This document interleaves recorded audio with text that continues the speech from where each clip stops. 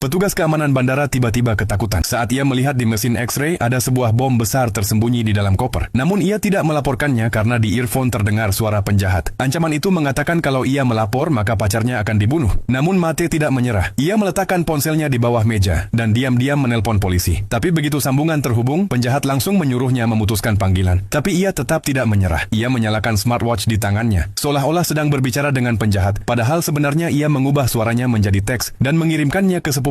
Dan kemudian Mate sadar bahwa penjahat sudah meretas sistem CCTV bandara. Semua gerak-geriknya sedang diawasi. Penjahat memperingatkan agar wajahnya tidak menunjukkan rasa takut. Tiba-tiba ada pengumuman di bandara, dan suara yang sama juga terdengar di earphone. Itu berarti penjahat berada di dalam bandara. Untuk menangkapnya, Mate berpura-pura mengikuti perintahnya. Penjahat berkata, 10 menit lagi rekannya akan datang membawa koper lain, dan Mate harus meloloskannya. Mate mendengar suara bayi menangis di sekitar penjahat. Juga suara seseorang sedang mengunyah. Ia menghentikan conveyor belt dan mendengarkan lebih seksama. Suara tangisan bayi terdengar dari dekat, dan laju kunyahan orang di bar juga sama dengan yang terdengar di earphone. Mate menuliskan informasi penjahat di tiket dengan pena tak terlihat yang hanya bisa terbaca dengan cahaya ultraviolet. Polisi itu mengerti dan pergi ke ruang kontrol. Mate mengira keadaan akan berubah. Sebenarnya penjahat sudah mendekati polisi secara diam-diam, berpura-pura bertabrakan, lalu pergi. 1 menit kemudian polisi itu roboh karena serangan jantung dan meninggal. Penjahat mengambil tiket itu dan berjalan pergi dengan wajah tenang. Mate kini tidak punya pilihan lain. Tak lama, rekannya yang bertopi merah datang dengan koper. Saat dipindai, sistem menunjukkan tingkat bahaya 99%.